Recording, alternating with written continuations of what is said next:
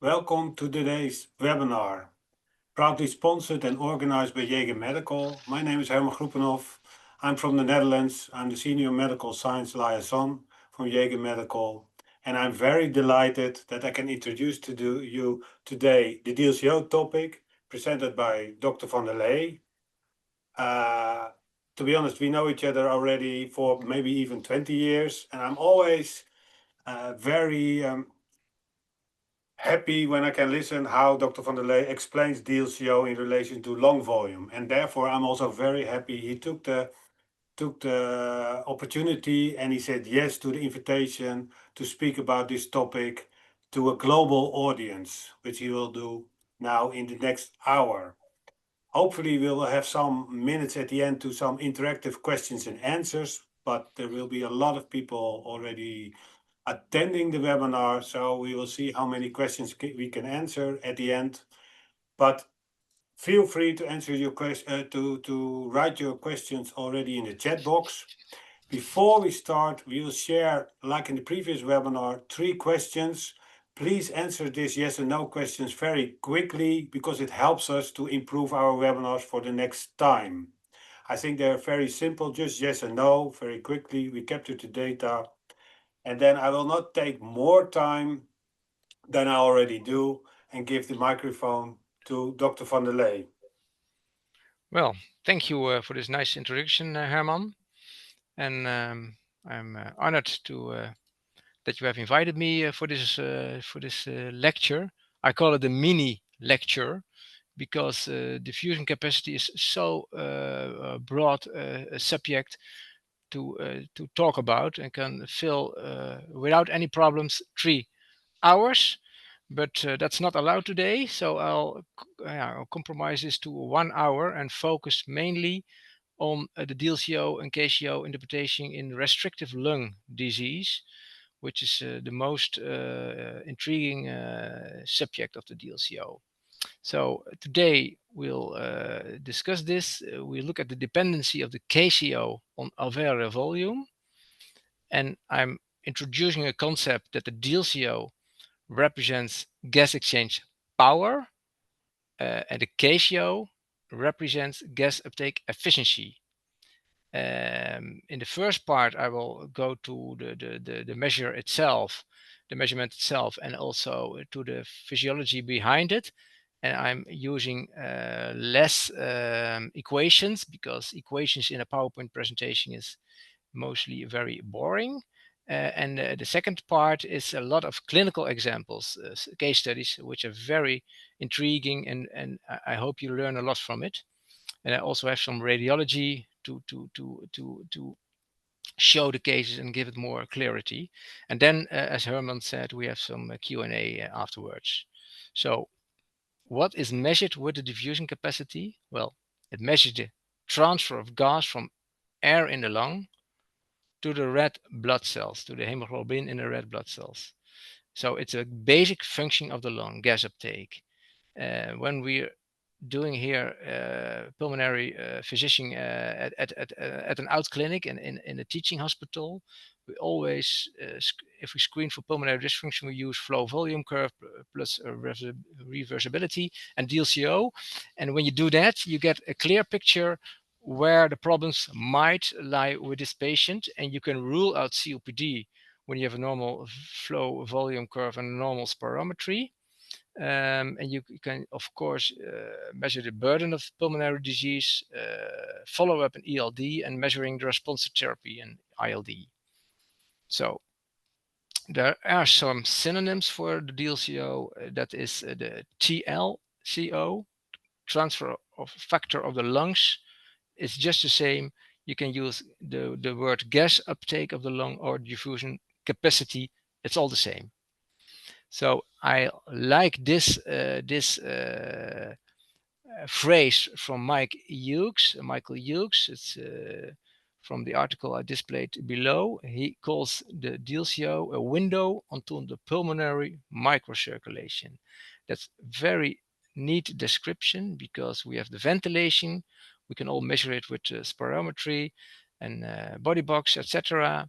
We have the perfusion of the lung, but where these two come together, that's what we measure with the DLCO. Like in physiological terms, we see the lungs as a sack of blood vessels, and we see how much gas they can take up. Remember that, very important.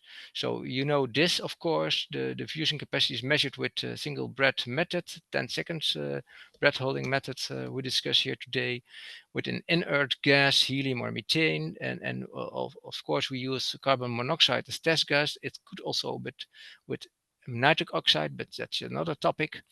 And we use 21% oxygen and balance N2 for the rest. It's all based on this Fick equation. I will not go too deep into this matter, because in all the textbook you can read about this. But simply speaking, you have a gas gradient from the alveolar side to the side of the blood vessels with pressure 1 and pressure 2. That's displayed in this formula. And we want to know how good or bad the gas transfers to this alveolar capillary membrane. Of course, the thicker the membrane is, the more problems you have with gas uptake. If you have a gross area, that improves the gas uptake. And if the diffusivity of this membrane, which is defined by the solubility divided by the square root of the molecular weight, also is an important factor. Of course, these thickness and area we can't measure in vivo with a patient, and we use the DLCO as a measure, and we have we need a test gas to have this gradient. Well, this looks like the diffusion capacity only tells something about the membrane, but remember, in clinical practice, diffusion capacity is also defined by VQ mismatching at microscopical level. And I will give a clinical example for that later on. So this we want to know, and therefore we use the method, the single breath method, in which this is an old picture, and you can see the inspired gas is for hold for 10 seconds, and then the patient exhales, and we do the CO analysis, and of course inert test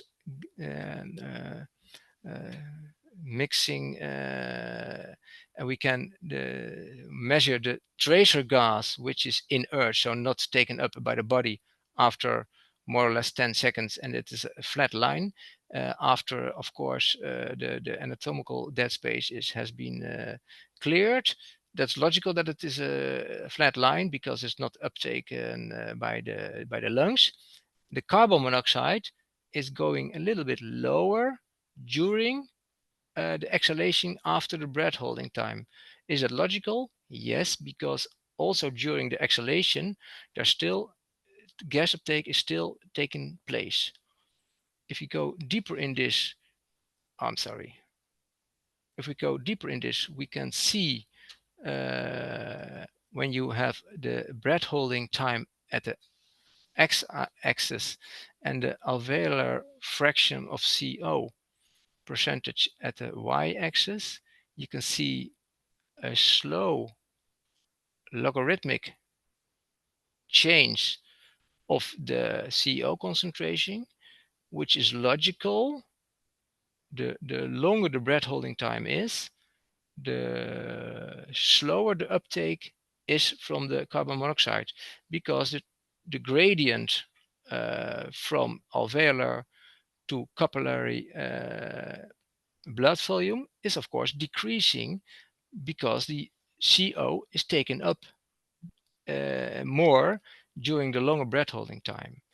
That's the reason we have a log transformation, and then you see a clear line between the breath holding time and the alveolar concentration.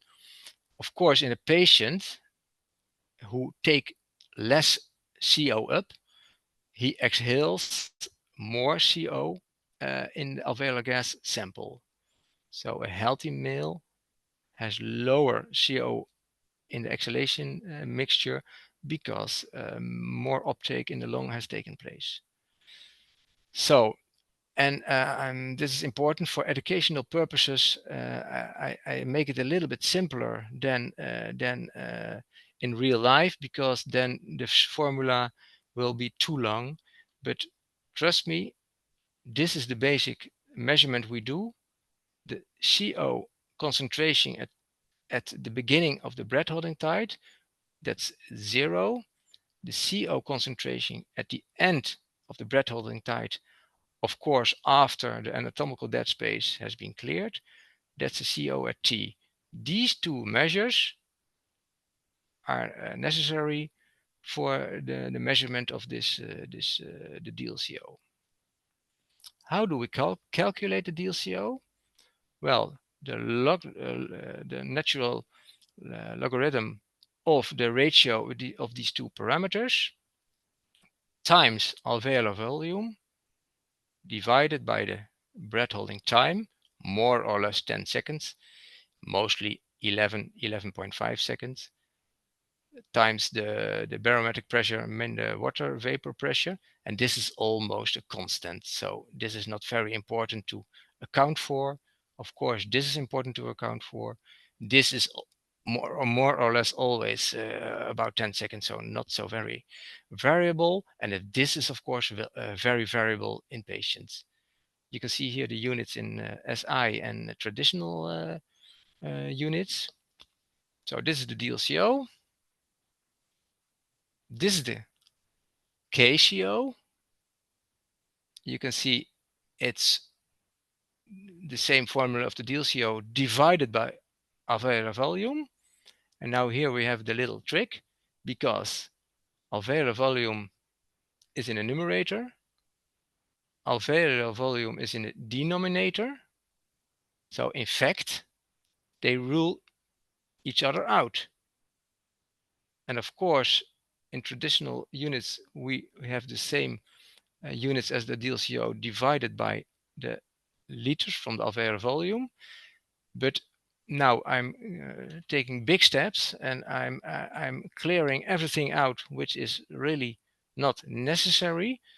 And then you can see and you can describe the KCO only as the natural logarithmic change between alveolar concentration at time 0 divided by the alveolar concentration at time t per time.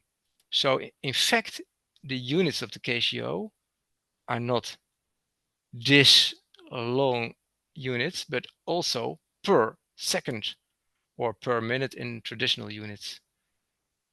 And that's very important to comprehend. I don't, it's not my finding, because Marie Kroch, a very famous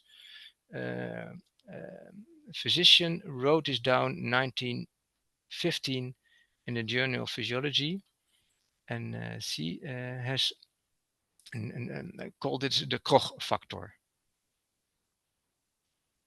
So, what to make of the KCO? Well, let's make it simple. We have the lungs like a black box. You put in some CO, you wait for 10 seconds, patient exhales, you get a concentration of CO which is of course lower than the CO concentrations you gave, and that defines the KCO.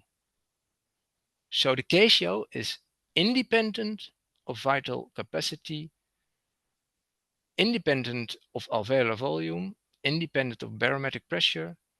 Thus the alveolar volume is, in physiological terms, not a part of the KCO.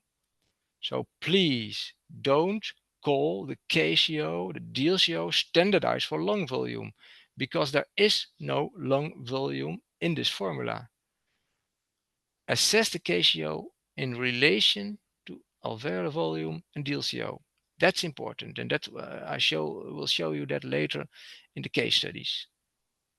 Maybe some of you are a little bit puzzled. Dr. van der Lee, are you sure that's the case? Yes, I'm sure. This is the way you need to read the KCO.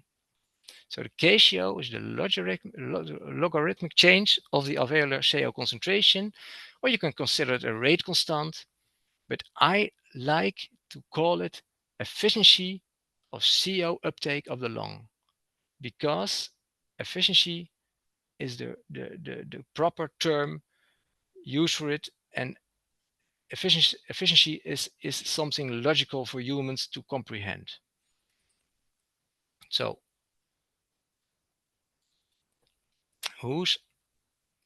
what are these two people standing in front of the Big Bang in London? This is the tallest man in the world, and this is the shortest man in the world. If you want to comprehend things, always go to extremes.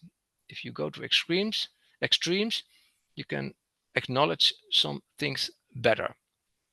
So the small person will have, of course, smaller lungs. This big person will, of course, have bigger lungs. That's logical.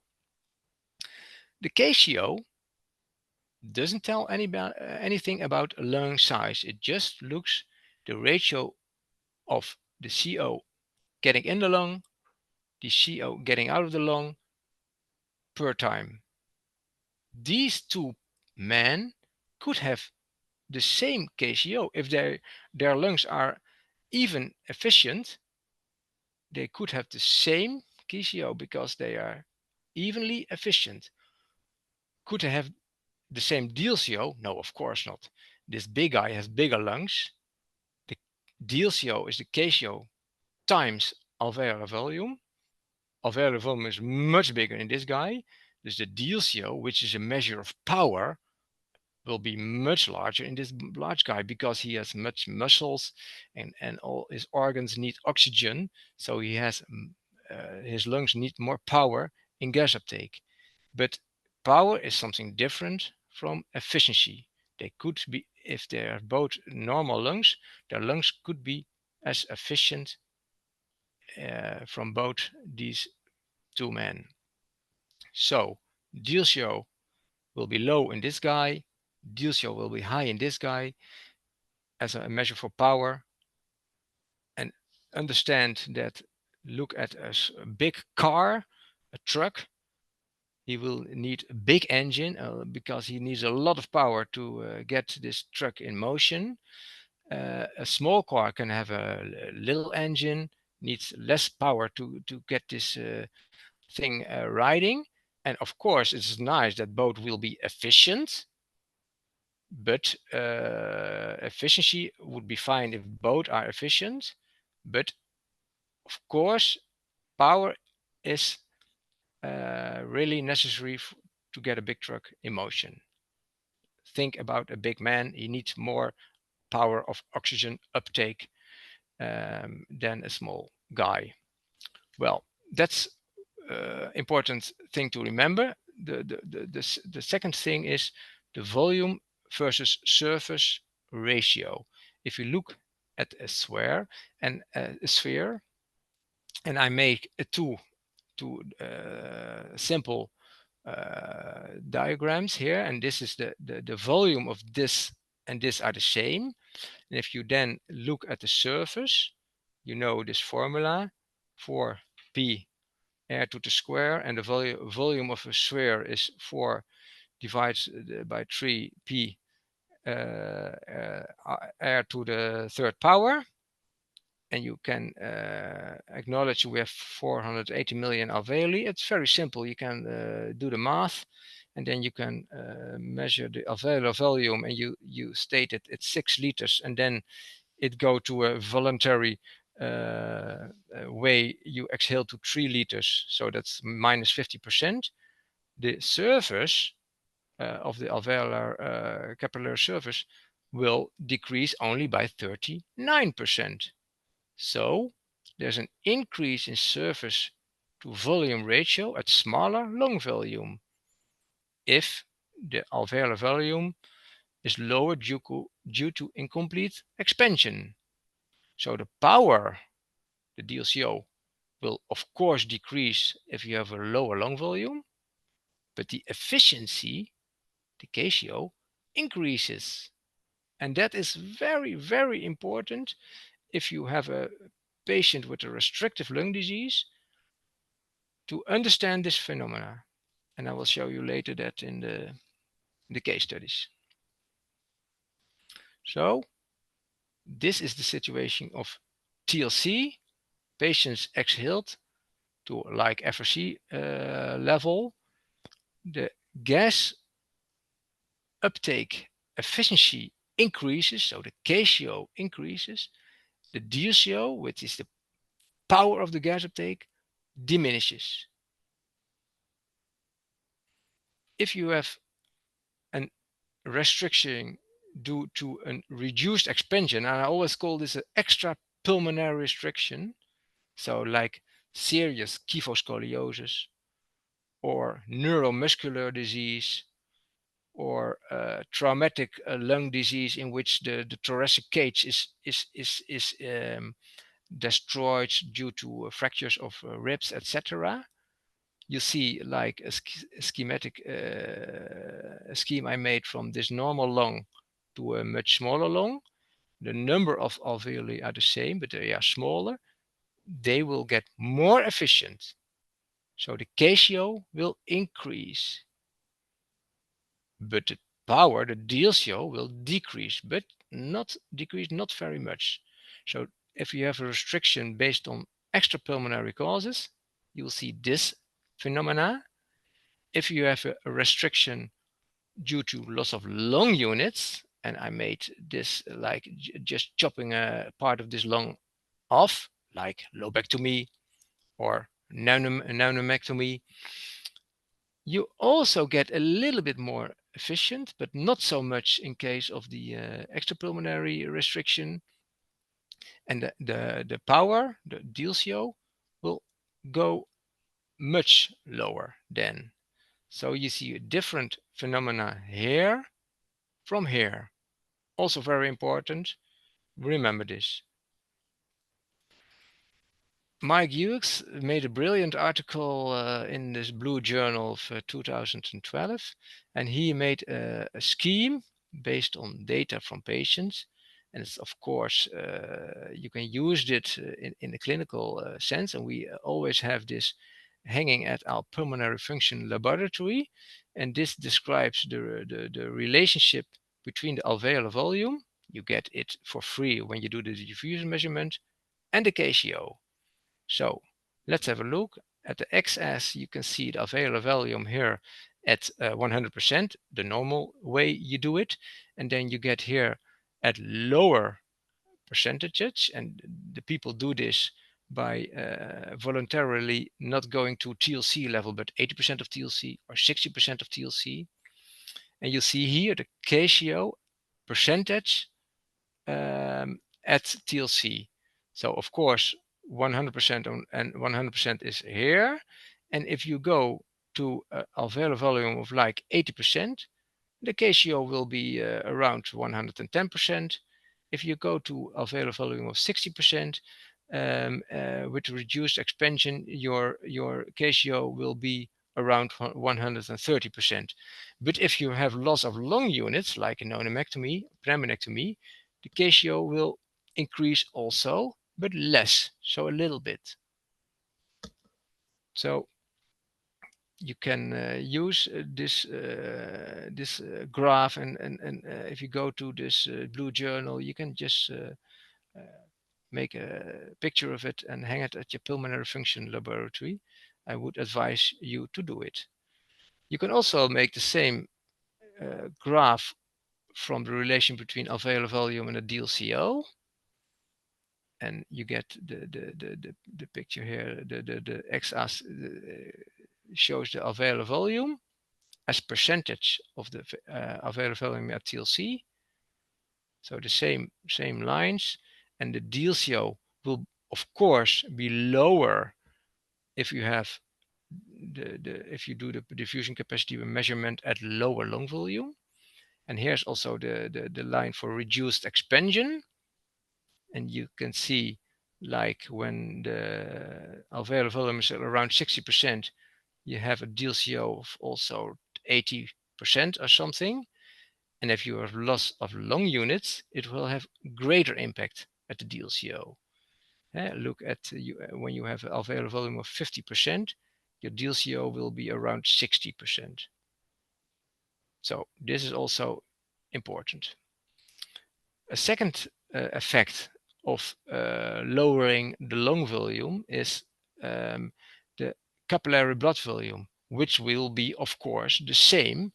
If I lower my lung volume, my heart still beats around 5 liters per minute through my body, also through the lungs. Dus if I have a lower lung volume, per unit lung, there will be more blood, so the capillary blood volume will be higher at lower lung volume. And this is important because when you have an increased surface to volume ratio, which I mentioned before, but also more blood around here, more VCAP, which of course will have a positive impact on the gas transfer. It will increase the gas uptake efficiency, so it will have a strong effect on KCO. Also important, and I'll give you a clinical example later on. So I promised you earlier that I will show you also that DLCO is also impacted by the VQ matching or mismatching.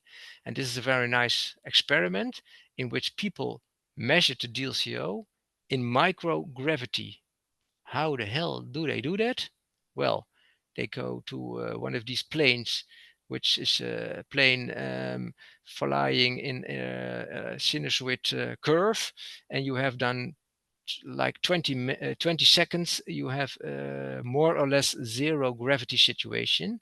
In these 20 seconds, if you are very smart, you can do the DLCO measurement with 10-second breath holding time, and you can see that all the 10 subjects have much higher DLCO at zero gravity than at 1 G. Well, of course, you know the zones of West demarcation in the lungs, in which the lower lung part has higher perfusion and the upper lung parts higher ventilation. And of course, you can imagine if you rule out the gravity, this gravitational distribution will immediately affect the lungs, in which the upper lung parts get more pulmonary flow. So the VQ matching will immediately change, and that can explain the gross change in DLCO. And you can see that also sometimes in persons. I did myself research in alveolar volume in emphysema patient using density mass software, defining voxels with low Hounsfield units, which defines emphysema. And you can see here a chest CT scan with lots of emphysema, the dark areas. And you can quantify this with this software, and you can measure all the different slides of the lungs, and then you can make an estimate of lung volume and also lung volume with emphysema parts. And if you subtract the emphysema parts from the total lung volume on CT, you are left over with the non-emphysematous CT voxels. And these non-emphysematous CT lung volume is strongly correlated with alveolar volume. Is that strange? No, that is very logical, because alveolar volume washes in like 10 seconds, and the emphysematous parts of the lung will not be washed in with this inert gas in these 10 seconds. So when you measure the diffusion capacity in somebody with severe COPD, you only measure the accessible parts of the lung and not the very emphysematous parts. So therefore, if you're interpreting the DLCO in patients with obstructive lung disease, use the VA divided by the TLC ratio. Mr. Coates once said above 85% is normal, below is abnormal. And there's a strong correlation between the VA-TLC and percent emphysema on CT. If you don't have a body box, you can also use the FFV1 divided by the vital capacity ratio, but I like this measure better. And the VA relates to the non-emphysematous lung volume. So I made a picture myself. Forgive me my lack of signing, of drawing talent. But when you see the patient here, and I made a line in the lung which excludes the emphysematous part, and that represents the alveolar volume. So when you have a patient with COPD, emphysema, he has a low alveolar volume and a low DLCO, but a normal KCO. I remember once a pulmonary physician telling to me, oh, the emphysema is not so bad because the KCO is normal. Well, that's nonsense because you only measure a small part of the lung. There, that could be efficient gas uptake, but you're not assessing the whole lung.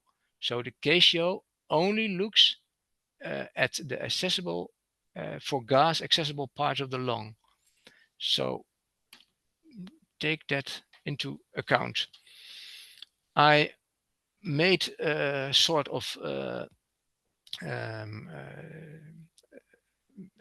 scheme to interpret the DLCO.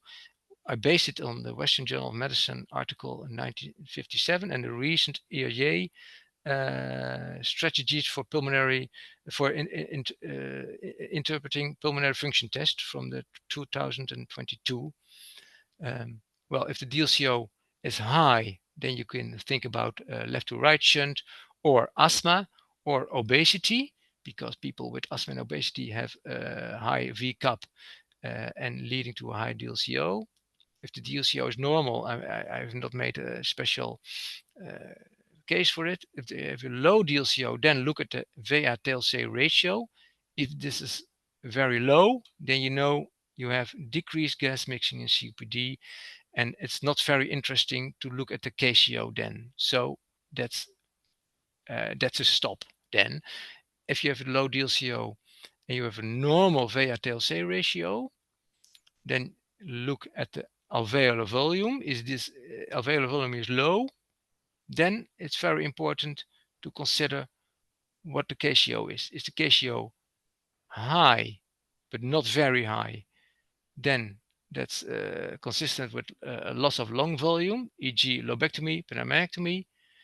If the KCO is very high, then consider incomplete lung expansion, failure to take a deep breath due to pain, etc., or neuromuscular dysfunction or kyphoscoliosis or something.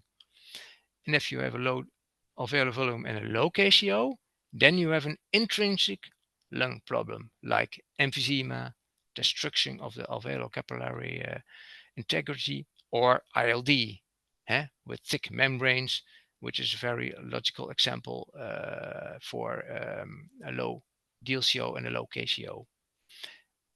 And if you have a normal alveolar volume, consider anemia or consider pulmonary vascular disease like chronic thromboembolic pulmonary disease or vasculitis or something. So this scheme is a little bit different from the one in the ARJ, but I like this scheme a lot. Right? I hope I didn't confuse you too much and I did inspire you. But we go now to the case studies, and I think it's more lively for much people to use this theoretical information I gave you in relation to cases.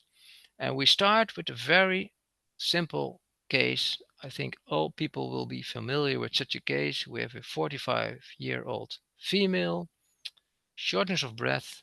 She smoked 30 pack years. We hear diminished breathing sounds on the lungs. We see a chest x-ray. Normally, I point out people in the audience and asking me to help me, but there are too many people in the audience. It will be total chaos. So I'll show you myself, but I don't think this is very complicated because the diaphragm is very low. You see a large thorax, much air in behind the sternum. So this is hyperinflation. I think all will acknowledge. Pulmonary function testing, the spirometry was an obstructive pattern with a low FEV1 FVC ratio of 30%, normal vital capacity. The DLCO was 61% predicted. KCO is 64% predicted. So, well, I think you can relate to such a patient. COPD, of course, with the emphysema pattern, with the severe obstruction, a low DLCO, of course, because there are less alveoli, so you have low oxygen uptake power, you have a low KCO, low efficiency of the lung. No, that's not very complicated. And one side note, when I'm explaining the DLCO to patients, I say this is a measure for oxygen uptake. We use a different gas rate, CO, carbon monoxide, but it's a linear correlated with oxygen uptake. So when I say to the patient, that's a measure for how much oxygen your lungs can take up, I'm not lying, but I'm simplifying it. And I think if I explain it in that way, I relate more to things people can understand. So next case, female, 40 years old. She has myotonic dystrophy. She's very tired, shortness of breath. She has OSAs treated with CPAP, and she's overweight. She shows a restrictive spirometry, no reversibility. The forced vital capacity is 1.7 liters, 59% predicted. Z-score minus 2.7, so clearly below the lower limit of normal. There's no obstruction available. You can see no obstruction in the flow volume curve and also not in this measure. The TLC is done with body box and is also 70% predicted with a low Z-score. So there is a true restrictive lung disease. And my question to you is, what do you expect of the DLCO? Well, we have a look. The DLCO is 95% predicted. The KCO is 164% predicted, with an alveolar volume of 57% predicted. Well, what do we think of that? Now, well, then we can take this nice graph from Mr. Hughes from the Blue Journal, and we see the DLCO and KCO as a function of alveolar volume in voluntary lung volume change. And of course, this patient is not voluntarily changing her lung volume, but this is all we have. In this case, at voluntary lung volume change, and you can see the alveolar volume is 57, like this line, you would expect a DLCO of around 80%.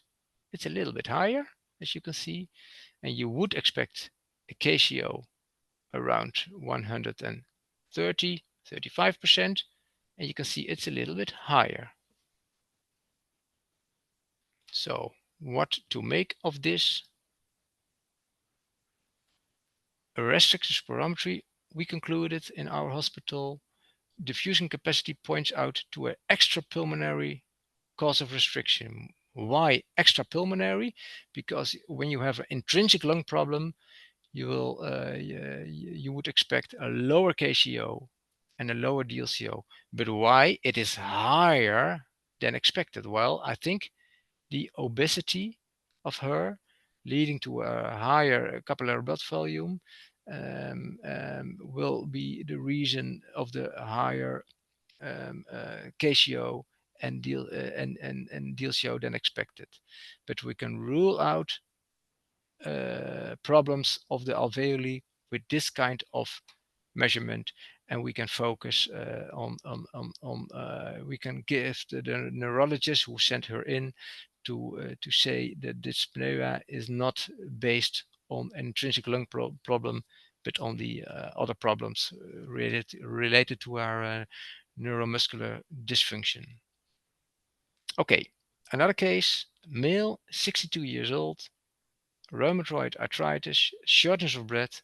He never smoked one cigarette in his whole life, and he had a very, very severe kyphoscoliosis. When he entered my exam room, he had to lift up his head, and he was just able to see me in the eyes. So grave was his kyphoscoliosis.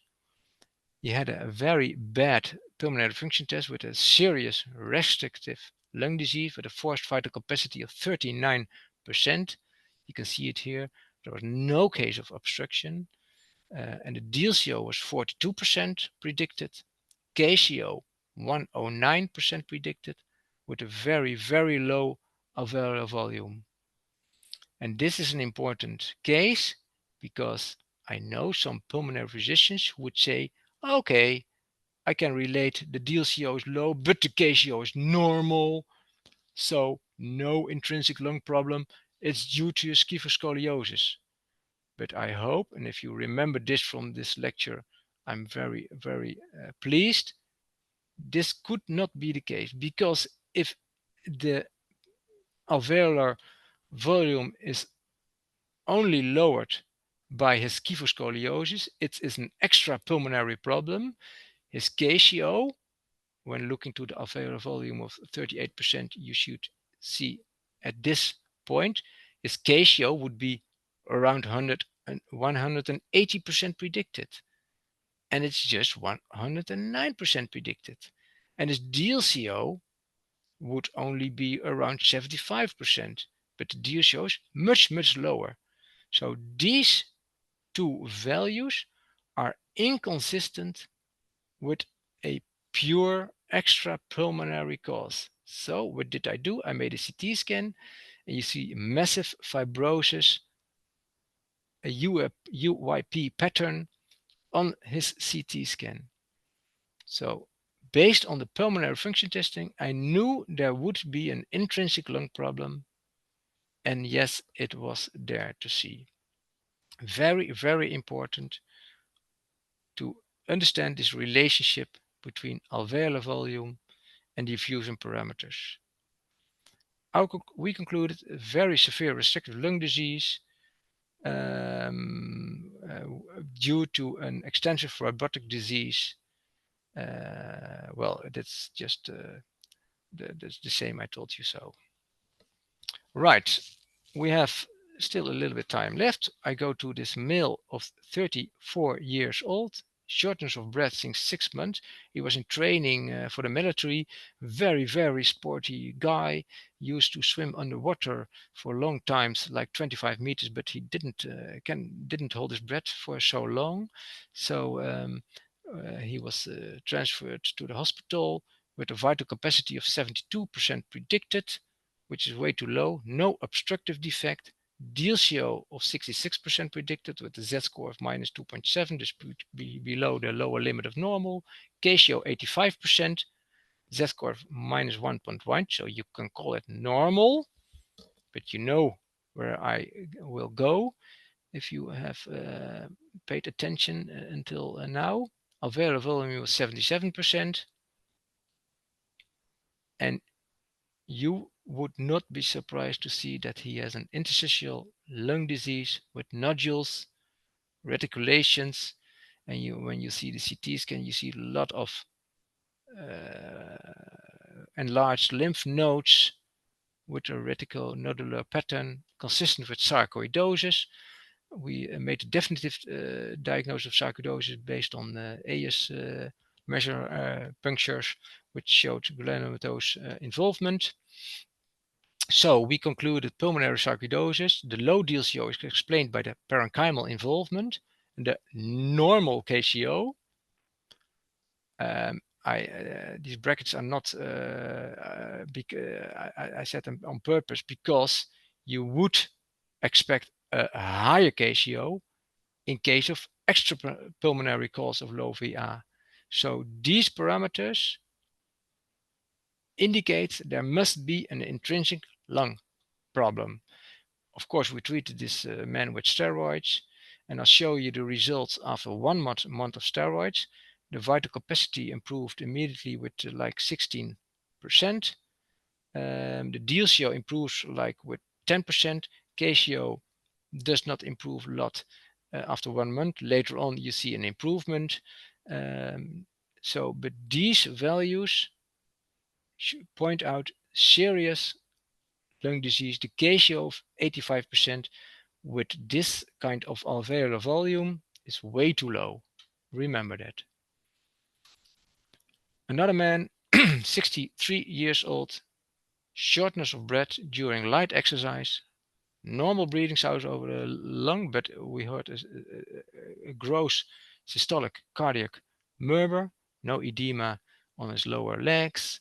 The GP started antibiotics because of a pulmonary consolidation described by the radiologist. You can see the consolidation here in the right lung, maybe a little pleural fluid, and the left lung is normal. So, but the patient didn't respond to the antibiotics, so he was transferred to the hospital. We did some testing. We saw a restrictive spirometry with the DLCO 89% predicted, KCO 115% predicted. Alveolar volume was also lowered. Restrictive pattern, normal low DLCO, normal high KCO. Well, you can take this graph, the alveolar volume for 77%, something in a way here. KCO is fitted with an extrapulmonary cause, but how is that possible? You have filling of the alveoli of the right lung and just an extrapulmonary cause of diffusion parameters. Is that strange? Not in this case, because filling of the alveoli is not due based on mucus or pneumonia, but is due to his a massive mitral prolapse, which gives a yet into the right lung. So there's a lot of blood, and the capillary blood volume in the right lung is higher, and that will lead to higher than expected DLCO and KCO. Then only based on his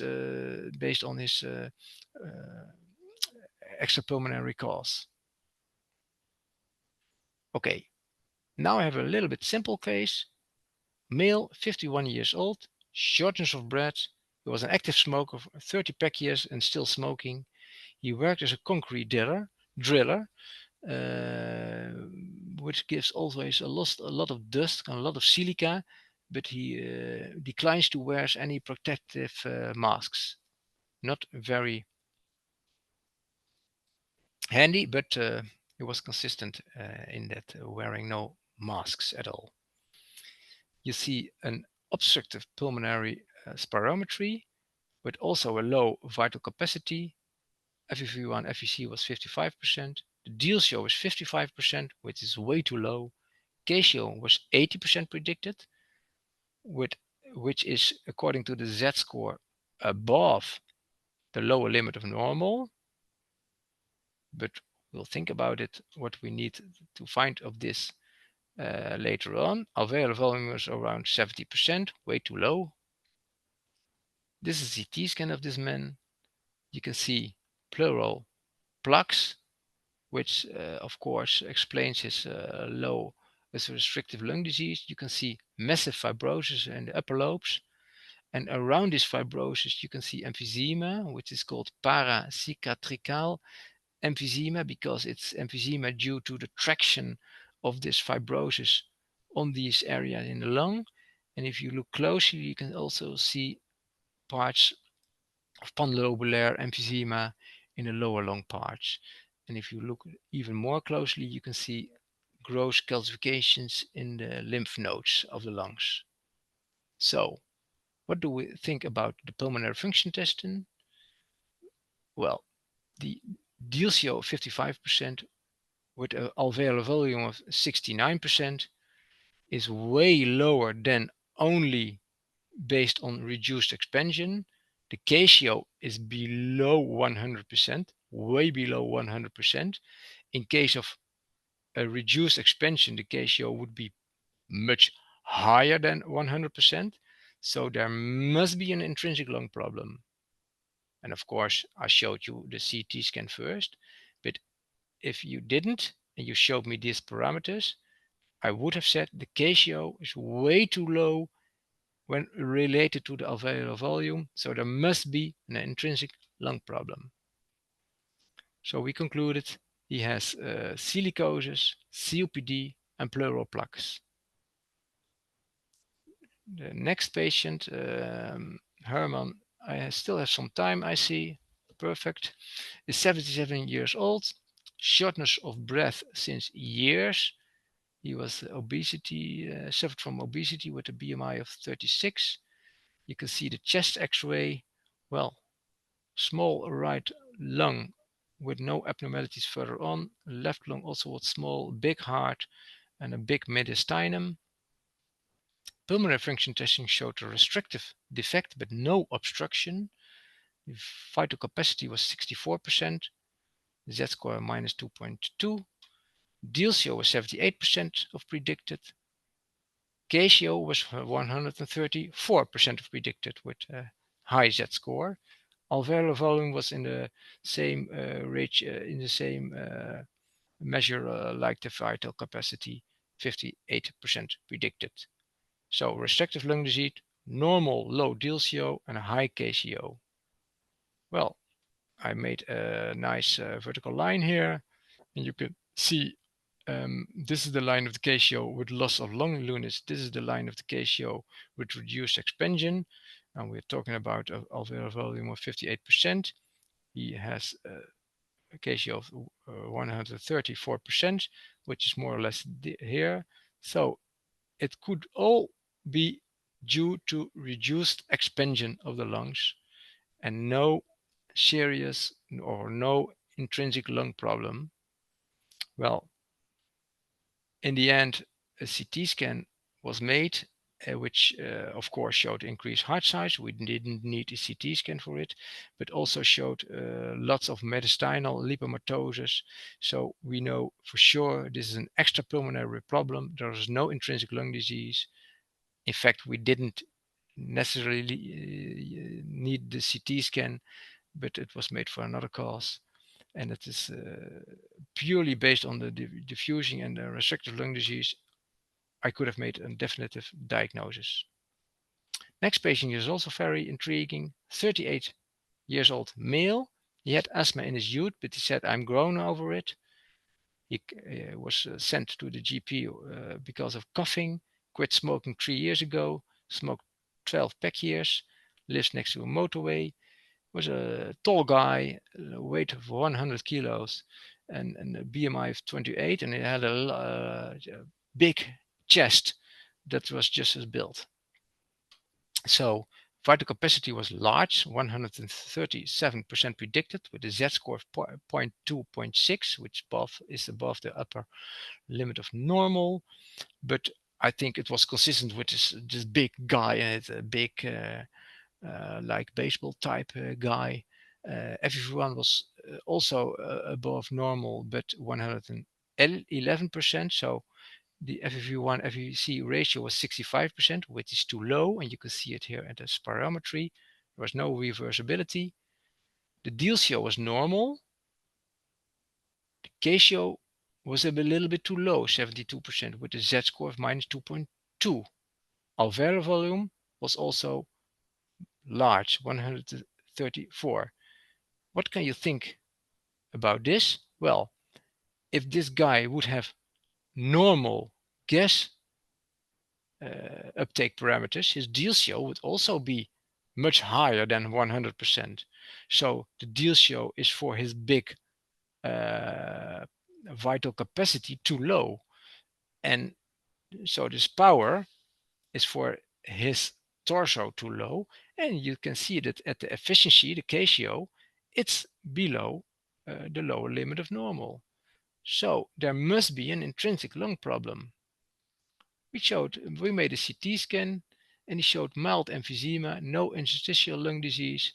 So the CT scan confirms the pulmonary function testing. In comparison with his high vital capacity and his high alveolar volume, a normal DLCO is too low. The low KCO points to intrinsic pulmonary problem, in this case emphysema, so his efficiency is too low. Well, another case, 59-year-old female who was shortness of breath. You can see the chest x-ray with the right diaphragm is too high. This is the left diaphragm and this is the normal heart figure. So we made a pulmonary function testing. You won't be surprised that it was too low. The vital capacity 61% predicted, a Z-score of minus 2.4. You can see it here. So there's no obstructive lung disease.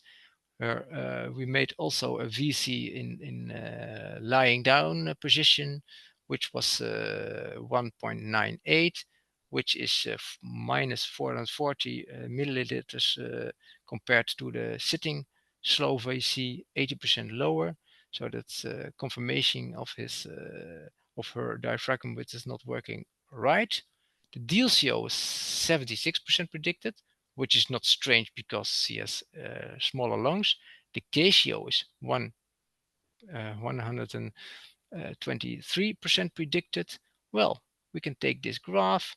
If we know that the alveolar volume is around 60%, DLCO is around 76%. That's what you would expect when you have an extrapulmonary cause of the restriction, and the KCO is around 123%, which also fits the extrapulmonary cause. So we concluded the shortness of breath and the orthopnea was due to the right-sided elevated diaphragm. There was no intrinsic pulmonary problem. This dyspnea was purely based on the extrapulmonary cause, that is the diaphragm. Next case is a 59-year-old man, also shortness of breath on exertion. He was treated with salbutamol and a combi of ICS and LABA, but it didn't work for him. He never smoked one cigarette in his life. You can see his pulmonary function testing, which is grossly abnormal. These are the normal lines signed in. This is what he performed before and after salbutamol. He has a little bit lowering of the vital capacity, but above the lower limit of normal. Of course, he is very obstructive. You can see it here. FEV1 FVC is 39% with a very low Z-score. And the FEV1 is 44% with only mild 8% reversibility.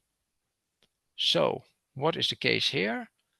Well, I show you the DLCO, 75% was predicted, just around the lower limit of normal, with the KCO of 92% predicted, a little bit low, but between the lower and upper limit of normal. Alveolar volume is a little bit too low, with a Z-score of minus 1.7, TLC 95% predicted, alveolar volume divided by TLC 78%, according to coach, too low. So what is the problem with this man? I'll show you. He has a very severe compression of the large airways, and a little bit of hilum is taken up in both places, but the rest of his lungs are not very severely affected. The chronic airflow obstruction is due to compression and torsion of the central airways in sarcoidosis. of course, we made a definitive diagnosis based on the sampling of the lymph nodes with very limited parenchymal abnormalities. Therefore, the DLCO and the KCO was all a little bit lowered. You can see it here. This pulmonary function test is not consistent with emphysema because at first he didn't smoke, but in case of emphysema, you will expect a much lower DLCO and KCO, a much bigger intrinsic lung problem. This is only slightly lowered, and you can see it on the CT scan. There was a little bit of sarcoidosis lesions in the lungs, but the compression of the airways was a cause of the severe obstruction and not the peripheral airways. So what is my back to work message for you? Assessment of diffusion capacity, look at the DLCO, look at the KCO, and look at the alveolar volume. In case of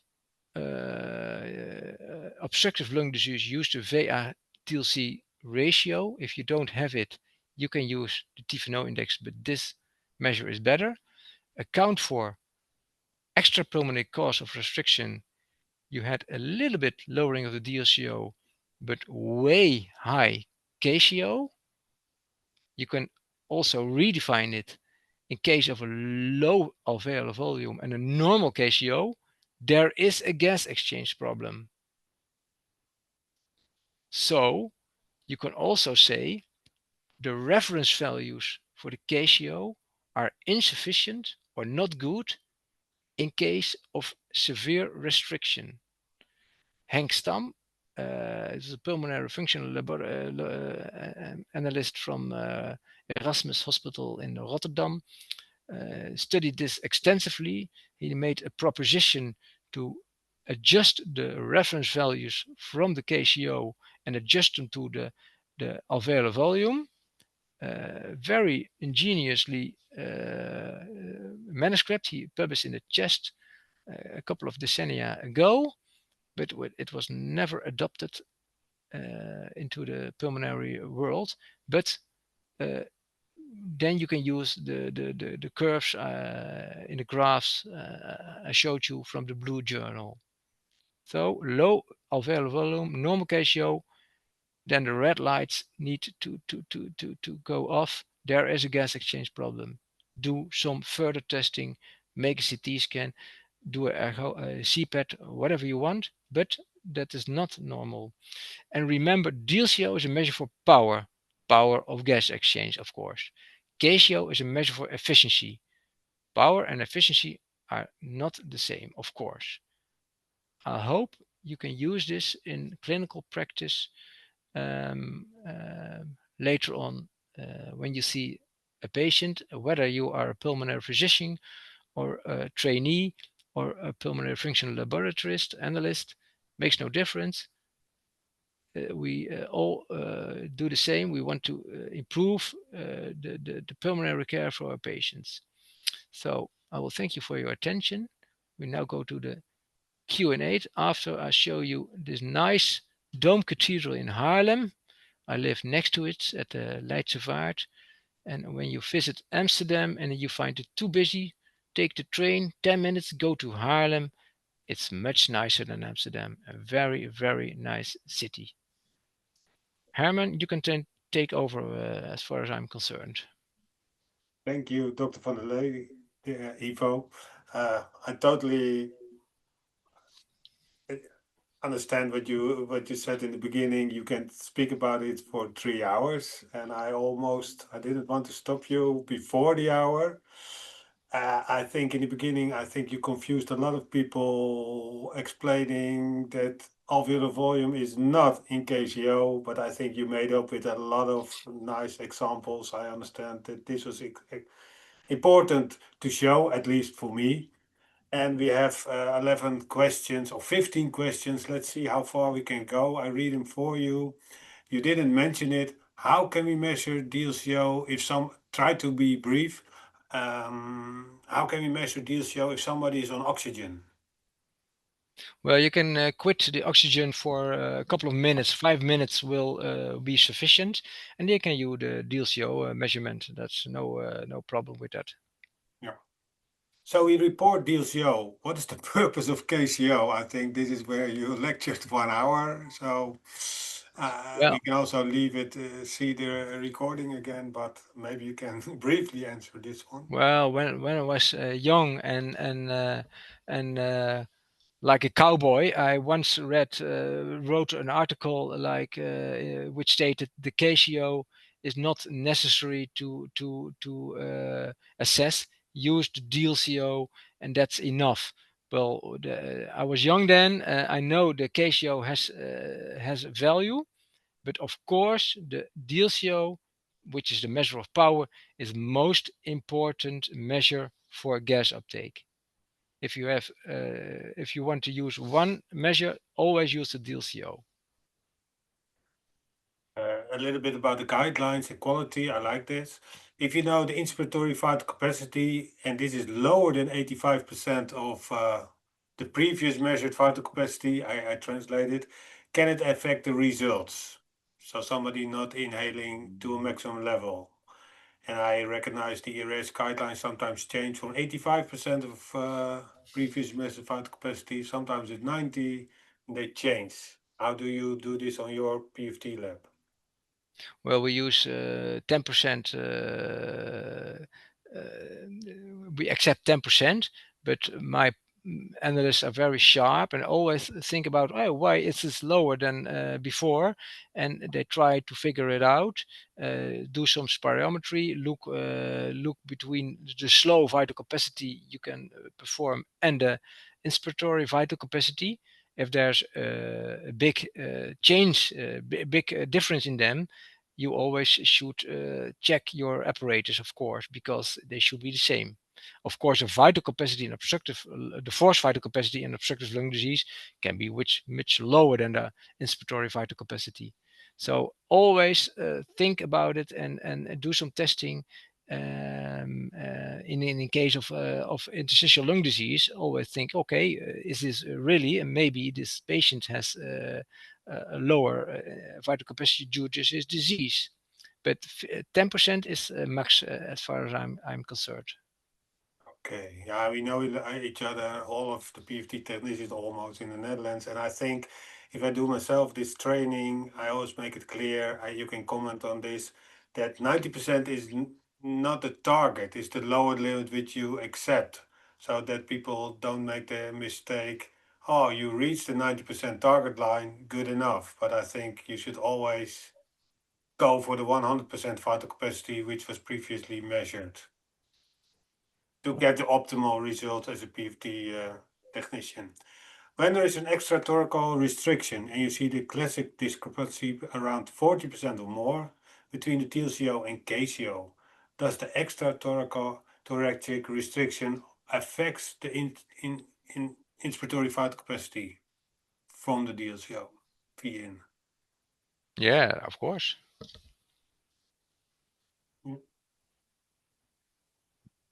So it can be due to this extratheoretical obstruction that the inspiratory vital capacity is low. Yes, the vital capacity inspiratory is the same as the slow vital capacity, slow expiratory vital capacity. There shouldn't be any difference between it. So you see that in extrapulmonary restriction.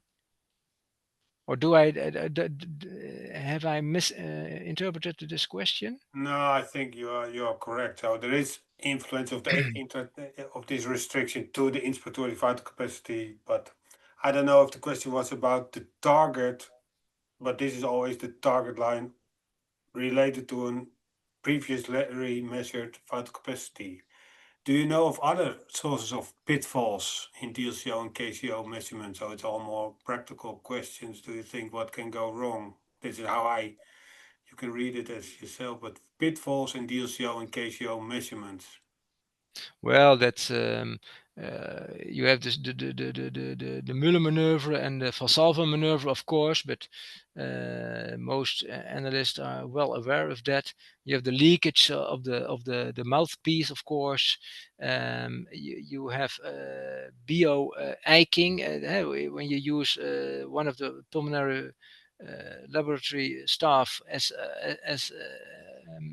a measure of normalizing. Just think about it, how stable you are yourself, because male staff is a little bit more stable than female. Oh, There's some, yeah, that depending on the menstrual cycle, that's very strange, but that affects DLCO.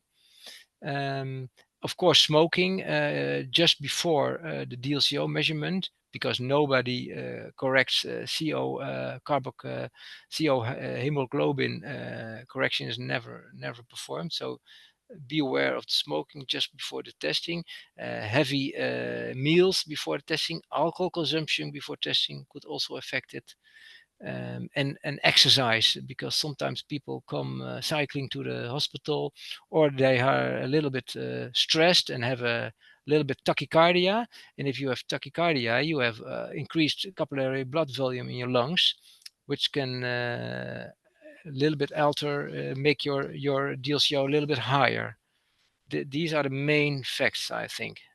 yeah, no, I totally agree. And when we did do the application trainings in our company, etc., I also mentioned always, I think the two terms like transfer factor or diffusion capacity. I sometimes people say, yeah, capacity is the maximum value you can measure. And of course, this is not true for DLCO, related to Yeah, your remark about doing exercise. If you do some exercise and do the DLCO, you will find a higher value. So that's why people think it should be transfer factor, but it's yeah. more in the wording. The other point, we try to explain the why of this breath hold time or the inhalation should be quick, because there are some breath hold time calculations not in our as well in our software, but be aware how this is calculated. So if you inhale very slowly, already on 1/3 of the inhalation, your breath hold time starts to count, this kind of Yeah. thing. So sometimes people, oh, you are allowed to inhale for 4 seconds, but we always make the point of doing the excellent test to inhale as fast as you can. But I think you also mentioned the most important one. How would you interpret the result of a patient with a low DLCO, normal alveolar volume, and a low KCO? Current guidelines point to use KCO only if DLCO is low and alveolar value is low. I think that's why I ask you to do it in a different way uh, than the strict forward guidelines. Well, there has to be an intrinsic pulmonary problem in case of the low DLCO and low KCO. And mostly when you do a physical exam, you will get maybe a point. If not, you use radiology. And if the radiology is clear, you have no interstitial lung disease or no emphysema, then the going gets tough, and you need to think about vascular disease, which is always very difficult to see on CT scanning. Well, then you can do perfusion tests of the lung, but then we have to go deeper into the physiology. But it's don't accept a low DLCO and a low KCO with normal alveolar volume. There has to be a problem. Yeah, I think this is the main message of your presentation. Do you have cutoff values for a mild, moderate, or severe DLCO, KCO? Is Yeah, we this use them in the hospital based on the SD the Z scores. But you can we always used to have the points 80% predicted, 60% predicted, and 40% predicted in the past. Well, that's as a rule of thumb. You can use it also. Yeah, but I think you made very clear, or at least to me, that if you just go one by one within the normal value, it can still be not normal, because if everything is in the normal range, it's still not normal if you relate it to alveolar volume. Yeah, I think there's this is exactly what you yeah made the point, that the reference values are not ideal, and we didn't act into, I don't know, the Dr. Stom equations were not really good accepted. However, the story was clear. How do you correct? I'm still waiting for somebody, maybe a pulmonary function analyst, who will test very sporty people like marathon walkers or long distance runners, and I expect they have very high diffusion parameters, and we don't have reference equations for athletes, for example. So maybe something for the No, you future. have a nice audience. Maybe somebody can do this research. How do you correct DLCO by hemoglobin and CO level? You said something about this. Yeah, we always correct DLCO for hemoglobin.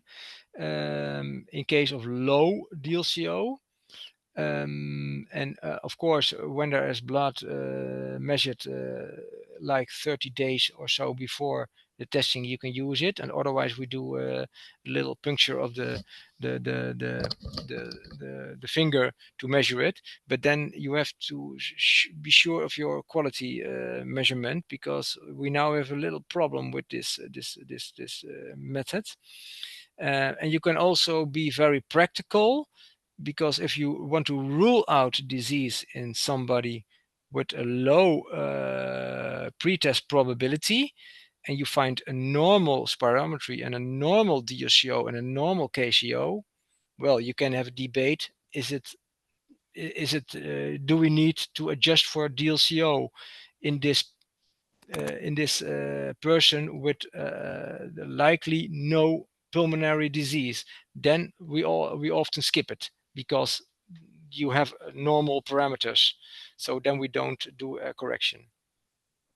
Thank you. I apologize already. We are 17 minutes after the hour, and I could expect it with this many. I will ask Dr. Van Ley to answer 3 more questions, and I think for sure we will come back with this topic in another webinar.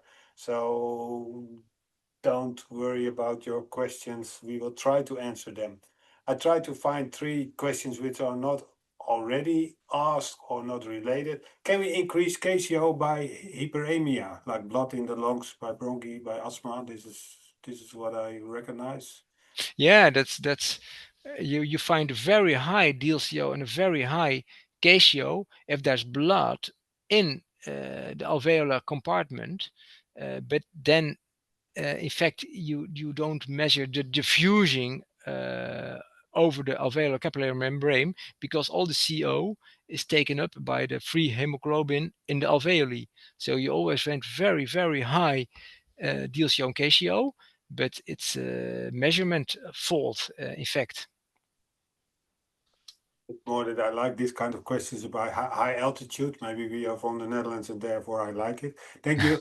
There are a lot of people say thank you for this nice presentation. What is the importance of to adjust for this barometric pressure by altitude? So there's a lower barometric pressure. Why should we correct, or what can you expect if you don't do this in the DLCO measurements? Although it's Well, Herman, I think you can answer this question better than I okay, can. thank you. Nah, it's more. We even from Jaeger, I was part of a pressure room measurements in the south of Germany. So then you always learn a little bit more. But on on a high altitude, you even get a higher DLCO because there's less competition with oxygen because the pressure is lower. So we have the correction equations in place for this. So on a high altitude, a lower partial pressure of oxygen, so a lower competition between the CO and the oxygen pressure. So that's why you have to correct for it. And I think, I know in our centrifuge software, we have this correction. Last question. Should KCO also be corrected for hemoglobin? You explained a lot about not involved in KCO. Yes. Well, this is the same for the DLCO account for the KCO. If you correct it, both parameters will be corrected, the DLCO and the KCO. Yes, because in the case of anemia, you have much less binding sites for your CO, so your lungs will be less efficient in gas uptake. So it will affect KCO as well as DLCO. Okay, thank you. I have to close this webinar, not after again thanking Dr. van der Lee for this impressive presentation. And no, we cannot share the slides, but you can, I think, in 1 or 2 weeks by our website, see the recording. I think this is very helpful because then you can do it even a little slower. Don't hesitate to ask some of the questions here to our clinical specialist, which we have in some of our teams, or you send them also to me. Again, thank you for being still here after 20 minutes, but I think it's always very interesting to read all the questions, and we try to do something with it. What we will do with it at the moment, I don't know. And again, I will also invite you to follow the next webinar on the 6th of November with Professor Alberto Nader, and then it's about dynamic hyperinflation. I think dynamic hyperinflation is somewhere between pulmonary function testing because it has to do all with long volumes and CPAT. Thank you for now. Thank you for your attendance and hope to see you all back in the next webinar. Thank you. Bye.